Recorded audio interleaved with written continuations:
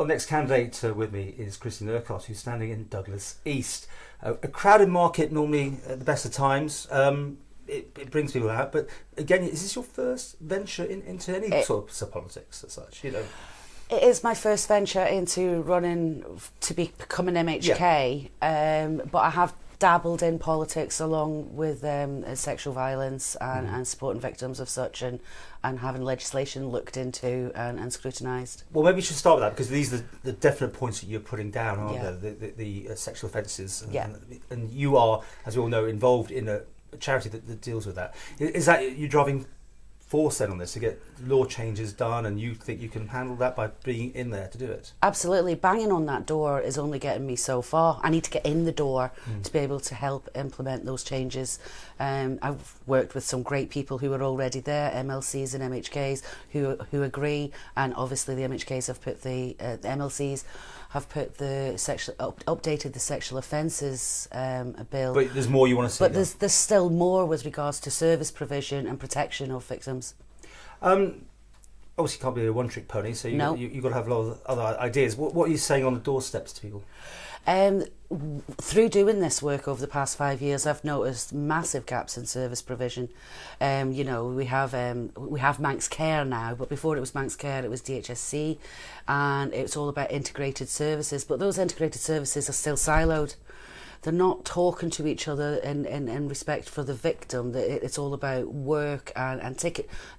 Box ticking exercises is what comes across. I know that sounds cheap and callous, and I don't mean it to be, but it's still very much the mentality of these services.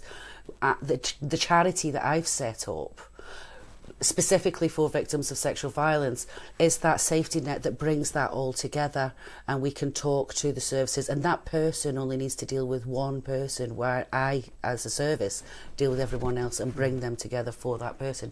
That's not happening across the board. Right. So that's definitely a national issue. It's a national issue. What about Douglas? I mean, you haven't mentioned the problem yet, but I'm sure we're going to say local issues. Would that be on your list, amongst other things? I don't put words in your mouth, but what are the local issues for you? The local Douglas Prom is absolutely massive. And the one thing I don't think people ever considered when they thought about Douglas Prom and the way they decided to do it was quality of life. Nobody thought about the quality of life of the people that actually have to live with it, the businesses that had to deal with it. We had the prom itself, and then we had COVID. It's affected so many businesses, so many families who are absolutely distraught with it, and just feel they're not being heard. And I'm the person that's got the voice I will get them heard. Prom to one side, though. Are there issues in Douglas East? The congestion, the traffic congestion. I think we should really be setting up park and ride schemes. So there was something a few weeks ago where they were talking about charging people to park up at the grandstand at Nobles Park. That can be a good idea if they put shuttle buses on. So if you've paid for parking there, you get free transport back into Douglas and back to the car park using that same ticket. People shouldn't have to pay twice for a service.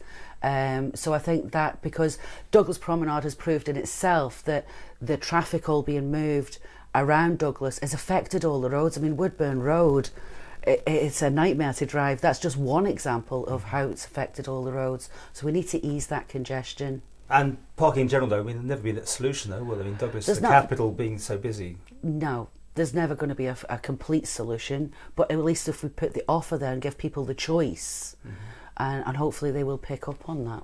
So what's the reaction on the doorsteps? I mean, how do you stand out from the crowd? How do I stand out from the crowd?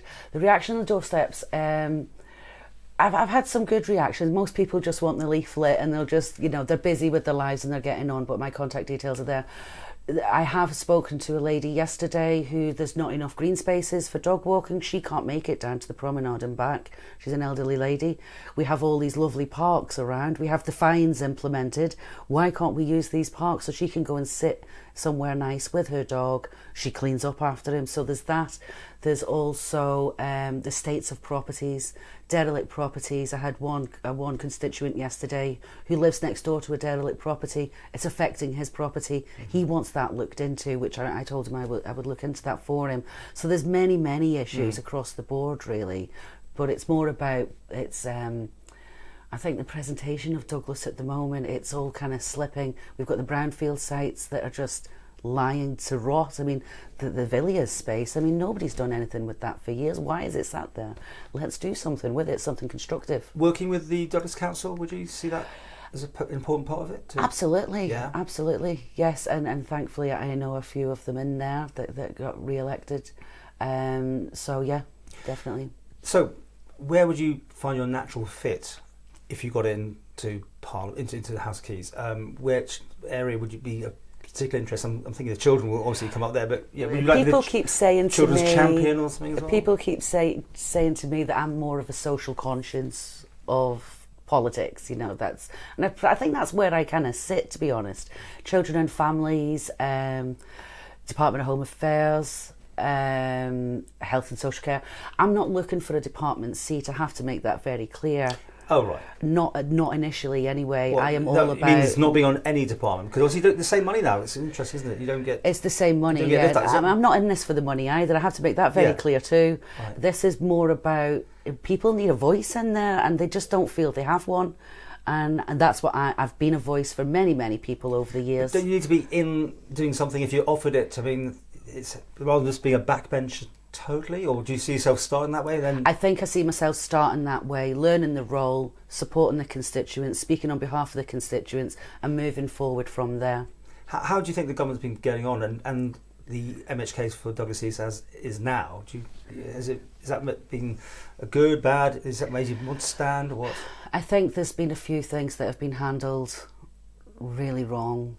COVID, for example, and between Christmas and March, the way COVID was handled there was, I think, abominable. What, the lack of lockdown, or the lockdown coming a bit late, or not? The lockdown was too late. Still too late. It affected the community, and then now we have the COVID effect now, where people should have been getting tested, I think, with the LFTs. If they get able to give LFTs out free to 85 approximately 1,000 people, then surely they should be testing people on the borders. So where would you stand if you were in now?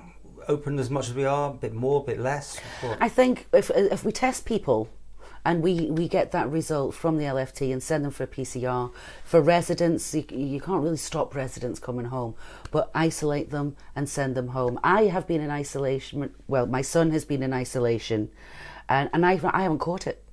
I haven't caught it at all. Yeah, but I am double jabbed. Right. I'm doing an LFT every day. And I was severely ill in 2019 before COVID hit. So I actually think I might have already had it. And I have said this publicly.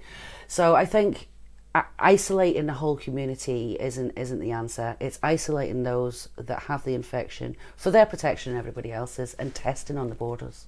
So you're basically on side-ish with what we're doing now. You want to close it. It just needs tweaking, I think. And how have you raised this government then, really? How do you raise this? Rate the government, Howard Quayle administration. I mean, were you disappointed, happy? Disappointed. I think there's been 5 years wasted, really. I mean, there's been a lot that's been achieved, but there could have been so much more, and timescales, etc., have been... It shouldn't take 5 years for somebody to be heard, and now the election's coming up. They're all banging out, well, we've done this and we've done that and we've done the other. Well, you had 5 years to do that. And you think you can get in there and change things? That's the thing, isn't it? I think as an independent, is it tricky? It will be tricky. I mean, because you've got to get other people on side with you. Yeah, it will be tricky. I'm not fearful of a challenge. But there needs to be reform. I think we need to find a better way of process and speeding up the process. And we need to be able to have an open door policy to allow the public to come in and say, actually, I need this speaking about, or I need this, and what can we do? The public don't feel that they can relate to their MHKs, and that needs fixed. Everyone says that, though. Of course, it's trying to make it happen, isn't it? That's the trick. You know, we need to be putting on more public surgery is the wrong word, but we need to be out there. More open communication. Who do you want to be chief minister next time? On the basis we have two potential candidates, but you could pick anyone. No one in Coman. Absolutely. No one in Coman. But don't you think you need some experience before they do need experience, but we have MHKs in there who have good experience and have ethics and morals. Can you name who you like? I'm not going to do that. Why not? Because I don't want to. You've got a firm idea. I've got a firm idea of who I would like to see as chief minister, and it's not a male. Okay, well, that levels it down a bit, doesn't it? But anyway, if you didn't get in this time, would you see yourself as keep going on this sort of thing? Absolutely, yeah, absolutely. This, if I don't get in this time, it'll be put down as a learning experience. And what could I have done better? And how could I support the community better? And well, what do they need from me? Am I not doing enough so far? So yeah, I won't see it as a defeat. I will see it as a learning experience, and I will be back.